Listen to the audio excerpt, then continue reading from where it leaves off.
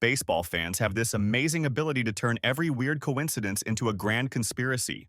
From legendary players who might have been innocent victims to secret operations involving corked bats and crawling through ceiling tiles, MLB history is packed with theories that sound too crazy to be true. Some of these conspiracies involve household names you definitely know, while others dive into stories so bizarre they make Hollywood movies look realistic. Today, we're ranking 9 of baseball's wildest conspiracy theories, from the almost believable to the absolutely insane. Shoeless Joe Jackson's innocence. Jackson turned into baseball's version of Jesus Christ after getting banned for allegedly throwing the 1919 World Series. Here was a poor kid from South Carolina who hit 356 over his career and became the tragic hero of America's pastime. Hollywood loved the story so much they made multiple movies about his supposed innocence, turning him into this pure soul corrupted by evil teammates and greedy owners. The thing is, Jackson's actual story was way messier than any movie wanted to show. The evidence against Jackson makes no sense when you look at it. He hit 375 in the World Series that his team supposedly threw. He had 12 hits in 8 games while most of his teammates were striking out on purpose. But then there's his grand jury testimony where he allegedly admitted to taking money from gamblers. The problem is the original transcript disappeared, so we only have newspaper accounts of what he said. Some reports claim he confessed to everything, while others say he denied any wrongdoing. Jackson supposedly tried to come clean about the fix multiple times. He allegedly went to White Sox owner Charles Comiskey's office to report the gambling scheme before the World Series started, but Comiskey wouldn't see him. Jackson also claimed he tried to return the $5,000 the gamblers gave him, but his teammates wouldn't let him. These stories make Jackson look like the only honest player on a corrupt team, which is exactly what his supporters want to believe. Jackson's defenders treat his batting average like it's written in stone. They point to his World Series numbers and say, no player trying to lose games would hit that well. But they ignore all the testimony and evidence that suggests Jackson knew about the fix and took money anyway. The case became this perfect example of fans choosing the facts that support their favorite narrative while dismissing everything else. The debate over Jackson's guilt or innocence lasted over 100 years. Both sides had passionate supporters who argued their case like lawyers defending a murder suspect. Jackson's defenders formed groups and petitioned Major League Baseball for decades to clear his name. The conspiracy theorists believed Jackson was the fall guy for a corrupt system that needed someone to blame. Then in May 2025, something unexpected happened. Jackson was officially reinstated by Major League Baseball, making him eligible for the Hall of Fame after being banned for 105 years. This decision created a template for how baseball would handle its next controversial figure: Pete Rose's sacrificial lamb theory. Charlie Hustle went from being Mr. Baseball to the sport's most famous outcast in August 1989. Pete Rose had spent his entire career as the scrappy hustler who embodied everything fans loved about the game. He dove headfirst into bases, ran to first base on walks, and played with more heart than talent. Then overnight, he became the guy who bet on his own team and got banned for life. The theory goes that Rose was handpicked as the perfect fall guy when Major League Baseball needed to prove they were serious about gambling. Rose was visible, controversial, and had enough baggage that fans wouldn't feel too sorry for him. The timing was suspicious because gambling problems were supposedly widespread throughout baseball, but only Rose got the death penalty. According to conspiracy theorists, MLB needed one big dramatic punishment to show they were cleaning house without actually investigating how deep the corruption went. Rose's lifetime ban in 1989 created the exact symbol MLB wanted. Commissioner Bart Giamatti announced the punishment with this grave tone, like he was announcing a war crime. The ban was permanent, irreversible, and came with this moral lecture about the integrity of the game. Rose became the cautionary tale that every player would remember whenever they thought about placing a bet. The theory suggests that bigger names and team insiders quietly escaped punishment, while Rose absorbed all the public attention. Rose was the visible target who drew fire away from owners, executives, and other players who might have been involved in similar activities. The investigation focused entirely on Rose's betting habits without looking at systemic gambling problems that allegedly existed throughout the sport. Rose became more famous for what he bet on than for his 4,256 career hits. The hit king turned into the betting king in public memory. His record-breaking career got overshadowed by stories about his bookmaking debts and his habit of wagering on Cincinnati Reds games while managing the team. Rose went from being baseball royalty to being the sport's biggest villain. The punishment was designed for maximum drama and public impact. MLB made sure everyone understood that Rose's ban was forever and that he would never be eligible for the Hall of Fame. The severity sent a clear message while conveniently ending the investigation before it could expose other gambling connections. The problem with this conspiracy theory is the complete lack of evidence that MLB covered up widespread gambling to protect bigger names. No documents or testimonies have ever surfaced showing a coordinated effort to scapegoat Rose while letting others escape. Rose's ban worked as powerful theater that satisfied the public's demand for justice, but the conspiracy angle remains pure speculation. Barry Bonds' blacklist theory. Barry Bonds hit .276 with 28 home runs and a 1.046 OPS at age 42 in 2007, then couldn't get a single job offer from any of the 30 major league teams. To put this into perspective, players hitting .200 with no power were signing multi-year contracts while baseball's all-time home run king sat at home watching TV. This situation was so ridiculous that even casual fans started asking questions about what was really happening behind the scenes. Bonds was supposedly the greatest hitter who ever lived, but he became completely untouchable after the 2007 season. The theory is that team owners secretly agreed to freeze him out of baseball despite his obvious ability to still produce at an elite level.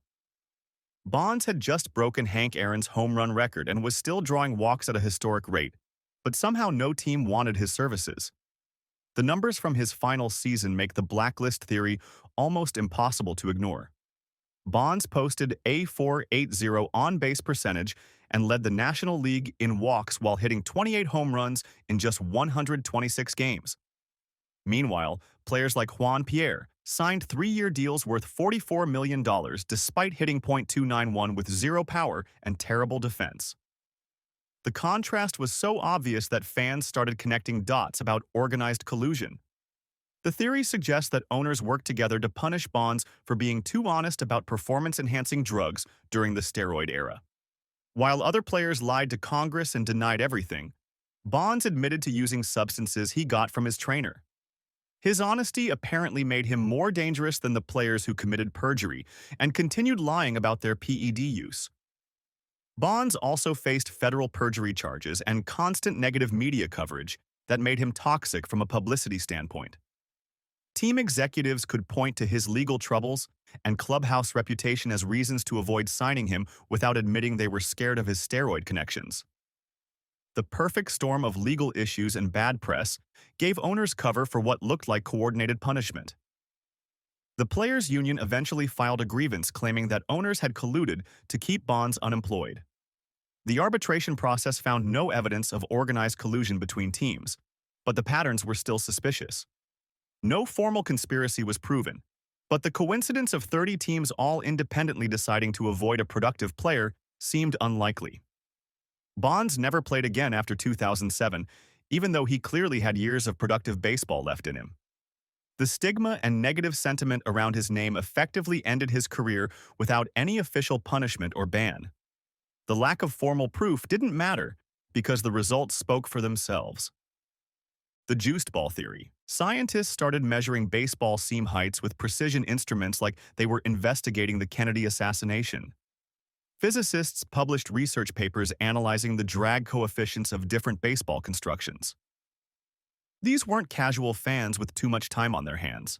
These were actual researchers using laboratory equipment to prove that Major League Baseball was secretly changing the baseballs to manipulate offensive numbers during rating slumps. The allegations claim that MLB doctors baseballs whenever they need more home runs to boost television viewership and attendance. The theory suggests that league executives monitor ratings and attendance figures, then quietly adjust ball specifications to create more exciting offensive environments. When games get boring and fans start losing interest, suddenly the baseballs start flying out of stadiums at unusual rates. The timing of home run surges looks suspicious when you examine the patterns. The late 1990s saw massive offensive explosions right when baseball was recovering from the 1994 strike and needed to win fans back. Then the 2017 to 2019 period produced another home run boom during a time when younger audiences were losing interest in baseball's slower pace. The coincidence seemed too convenient for conspiracy theorists to ignore. MLB purchased Rawlings in 2018, giving the league direct control over baseball manufacturing for the first time in history. This corporate acquisition meant MLB could theoretically modify ball specifications without needing approval from outside suppliers. The timing raised questions about whether the league wanted more control over offensive environments through direct manufacturing oversight. The 2019 season featured what conspiracy theorists called the Goldilocks ball that was allegedly used in high-profile games, including Yankees showcases. These specially selected baseballs were supposedly designed to travel further and create more exciting offensive displays for television audiences and premium games. The theory suggested MLB was using different ball types for different situations. Fans started treating exit velocity data and launch angle measurements like classified government documents. Online communities analyzed every home run with scientific precision, looking for patterns that would prove ball manipulation. Social media became filled with charts and graphs showing how batted ball distances changed mysteriously during certain time periods. The 2022 season revealed that 3 different types of baseballs were actually in circulation with varying performance characteristics. MLB acknowledged that different ball constructions existed but claimed the variations were unintentional manufacturing differences rather than deliberate manipulation. This admission gave conspiracy theorists more ammunition for their theories about secret ball doctoring. The pattern of MLB gaining manufacturing control, coinciding with suspicious offensive explosions, created compelling circumstantial evidence for conspiracy theorists. The corporate connections and statistical anomalies provided plenty of material for theories about deliberate manipulation. But proving intentional ball doctoring remained impossible without access to internal league documents. These ball conspiracy theories prepared fans to question other perfectly timed moments in baseball history. Derek Jeter's scripted walk-off. Disney wouldn't write something as cheesy as Derek Jeter's final at-bat at Yankee Stadium on September 25, 2014. The captain stepped to the plate in the bottom of the 9th inning with the score tied and delivered a walk-off single to right field. The crowd went crazy. His teammates mobbed him at first base, and Jeter got carried off the field like he had just won the World Series. It was so perfect that conspiracy theorists immediately started asking questions about whether the whole thing was staged. The theory suggests that Jeter's walk-off hit was orchestrated by Major League Baseball for maximum dramatic impact. This wasn't just any regular season game. The Yankees were already eliminated from playoff contention, which meant the pressure was off and the stakes were low enough that a scripted moment wouldn't affect anything important. The timing created the perfect opportunity for baseball theater without consequences. September games with no playoff implications provided the ideal cover for manufactured drama. The Orioles had nothing to gain or lose from the outcome, and the Yankees just wanted to give their retiring captain a proper send-off. The low-stakes environment made coordination easier, because competitive integrity wasn't really at risk when the games didn't matter for standings. Pitcher Evan Meek allegedly threw the perfect pitch on command to create Jeter's storybook ending. Meek was a middle reliever who had spent most of his career bouncing between teams, so conspiracy theorists figured he would be willing to help create a special moment for baseball's biggest star. The pitch was supposedly designed to be hittable without being obvious, giving Jeter the chance to play hero one last time. The moment felt too cinematically perfect to be pure coincidence according to fans who remembered Jeter's entire career. Jeter had always seemed to come through in clutch situations with perfect timing, so his finale fitting the same pattern made some people suspicious. His career was already filled with so many dramatic moments that fans expected his final at-bat to be scripted too. Major League Baseball needed a dramatic send-off for their most marketable star in the sport's most famous ballpark. Jeter represented everything the league wanted to promote about baseball tradition and clutch performance. A boring final at-bat would have wasted the perfect opportunity to create lasting memories and positive publicity. The complete lack of hard evidence for any coordination between teams makes this theory pure speculation. No documents, recordings, or insider testimonies have ever emerged to support the idea that Jeter's walk-off was planned in advance. Meek himself described the moment as just a great day for baseball rather than admitting to any conspiracy or coordination with Jeter or league officials. Jeter's perfect Hollywood ending made fans more suspicious of other conveniently timed baseball moments throughout history. Cal Ripken Jr.'s power outage. A citywide power failure hit Baltimore on August 14th, 1997, exactly when Cal Ripken Jr. needed it most. The Iron Man had played in 2,632 consecutive games, but rumors were swirling that he was dealing with personal problems and might need a break from his streak. Then the lights went out at Camden Yards during a game against the Seattle Mariners, creating the perfect excuse for Ripken to miss a game without officially ending his streak. The Camden Yards blackout theory suggests that Orioles officials deliberately caused the power outage to protect Ripken's consecutive games record. The streak had become bigger than baseball itself, generating massive publicity and revenue for the team and the sport. According to conspiracy theorists, team executives would do anything to keep the streak alive, including sabotaging their own stadium's electrical system. The August 14th outage happened during the fifth inning and forced the game to be suspended until the next day. This gave Ripken a full night of rest without technically missing a game, since suspended games don't count against consecutive game streaks. The timing seemed too convenient for fans who were already suspicious about the lengths the Orioles would go to protect their biggest star. The personal scandal angle makes this theory even more dramatic. Rumors had been circulating about Ripken's wife, Kelly, having an affair with actor Kevin Costner, who was in Baltimore filming a movie. The theory suggests that Ripken was emotionally distracted and physically exhausted from dealing with the situation, making him desperate for a break from playing every single day. Orioles officials supposedly orchestrated the blackout to give Ripken time to handle his personal crisis while keeping the streak technically intact. The conspiracy theory treats team executives like comic book villains who control Baltimore's electrical grid through some secret network of corrupt utility workers. The idea that baseball officials could coordinate citywide power failures sounds like something from a superhero movie. The official explanation blamed circuit faults and safety concerns for the outage that affected thousands of homes and businesses across Baltimore. City officials said the power grid experienced technical problems that had nothing to do with baseball or Camden Yards specifically. The timing was purely coincidental according to utility companies and city representatives. Both Ripken and Costner denied the affair rumors and any connection between personal problems and the power outage. Costner called the whole story ridiculous gossip, while Ripken maintained that he never needed any special help to continue his streak. The plausibility of coordinating a citywide blackout for one baseball player is extremely low, but the connection to protecting Ripken's sacred record makes the theory irresistible to conspiracy-minded fans. Albert Belle's bat heist. The White Sox turned equipment tampering into Ocean's 11 with baseball bats. What should have been a simple rules violation became baseball's most elaborate heist story, complete with ceiling crawls, secret swaps, and more drama than any Hollywood caper movie ever produced. The corked bat saga started during a July 1994 game between the Chicago White Sox and Cleveland Indians.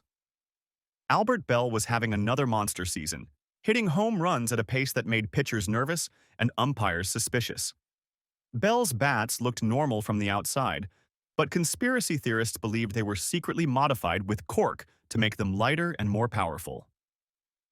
The dramatic moment came when umpires confiscated Belle's bat during the game for inspection. Belle exploded with anger when the umpires took his bat away, screaming and throwing a tantrum that made everyone in the stadium realize something important was happening. The bat disappeared into the umpire's room, where it would be stored overnight before being sent to the league office for official examination.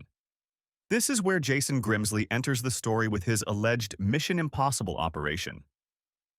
Grimsley was a White Sox pitcher who supposedly volunteered to retrieve Belle's corked bat from the umpire's room through an elaborate break-in. The plan involved crawling through ceiling tiles above the umpire's room, dropping down into the secure area, and swapping Belle's illegal bat with a legal one from teammate Dave Martinez. Grimsley allegedly spent hours crawling through dusty ceiling spaces like Tom Cruise in a spy movie.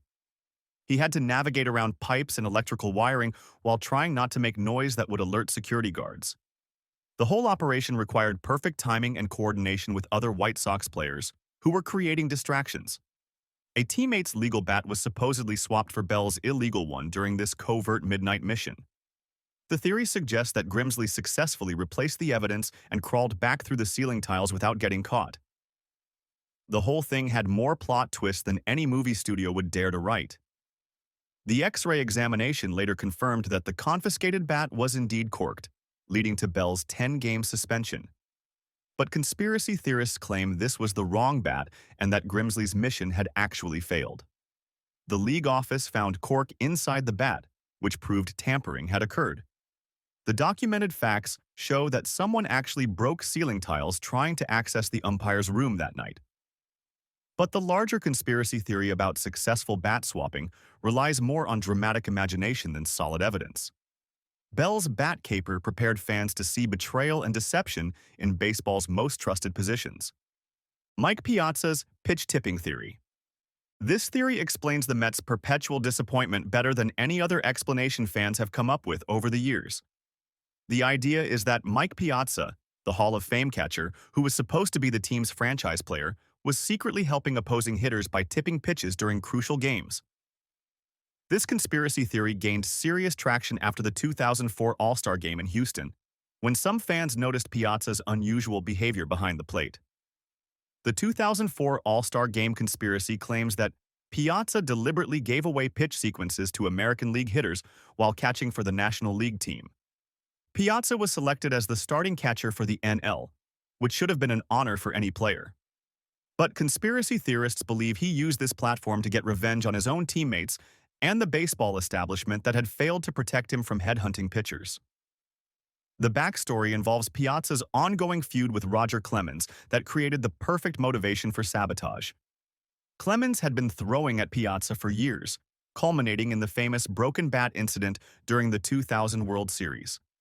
When Clemens threw a piece of Piazza's shattered bat toward him during Game 2, it created one of the most heated moments in World Series history and established permanent bad blood between the two players. The Houston All-Star Game became the perfect stage for Piazza's alleged revenge against Clemens and the American League pitchers who had been targeting him throughout his career. The theory suggests that Piazza used his position behind the plate to signal what pitches were coming, giving AL hitters a huge advantage during the exhibition game. This betrayal supposedly represented Piazza's way of getting back at the system. The theory expanded to explain why the Mets consistently failed in the postseason during Piazza's prime years with the team. Fans desperately needed someone to blame for the organization's chronic inability to win championships despite having talented rosters. Piazza became the perfect scapegoat because his alleged betrayal provided a simple explanation for complex organizational failures. Mets fans were so desperate for answers about their team's problems that they started blaming their own Hall of Fame catcher for sabotaging games. The franchise had been built around Piazza as their cornerstone player, but the conspiracy theory painted him as the secret villain who was undermining everything from within. The history of Clemens throwing the broken bat at Piazza during the 2000 World Series gave conspiracy theorists all the motivation they needed to believe in ongoing revenge plots. The incident had been replayed on television countless times and represented the peak of baseball drama between two future Hall of Famers. Most baseball analysts dismiss the theory as pure fan frustration and desperate speculation without any real evidence. The idea endures because it provides Mets fans with a simple villain to explain their team's complex organizational problems. The Expos sabotage theory. The Expos went from playoff contenders to tragic footnotes faster than a reliever's October ERA in Game 7.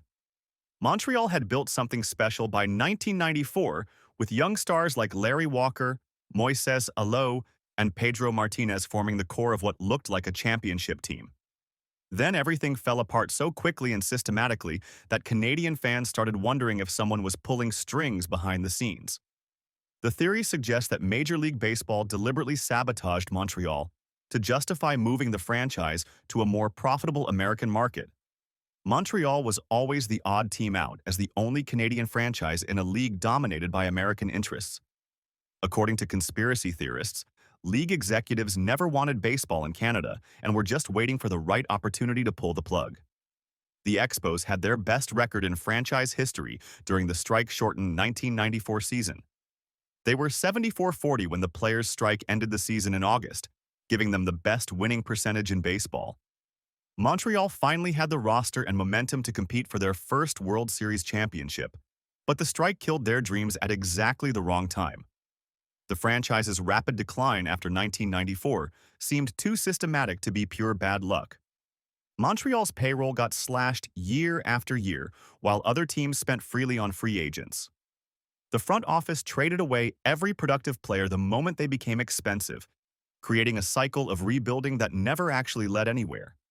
Star players left Montreal as soon as their contracts expired, leaving fans with nobody to root for.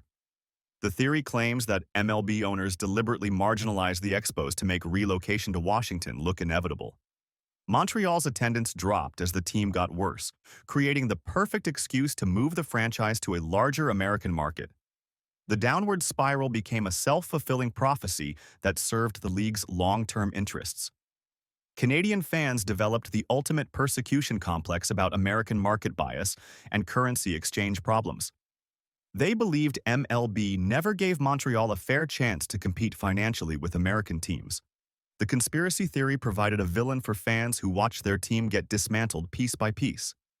The emotional weight of losing a franchise that was finally ready to compete for a title made the sabotage theory irresistible to heartbroken fans. Montreal had waited decades for a winner, only to see their championship window slam shut. The lack of conclusive evidence for a deliberate plot against Montreal doesn't stop the theory from thriving on fan sentiment and organizational suspicion. The theory survives because it gives meaning to what felt like senseless loss, showing how conspiracy theories are often about powerlessness more than proof. These baseball conspiracy theories reveal fans' desperate need for explanations when randomness feels too cruel.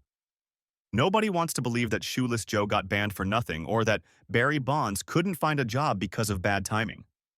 The theories function as cultural mirrors showing how humans demand to see patterns and assign blame when things don't make sense. Baseball creates the perfect environment for conspiracy thinking because the sport moves slowly enough for fans to analyze every detail. The game gives people time to connect dots that probably aren't related. In baseball, randomness isn't just background noise. It's an invitation to craft stories bigger than the scoreboard.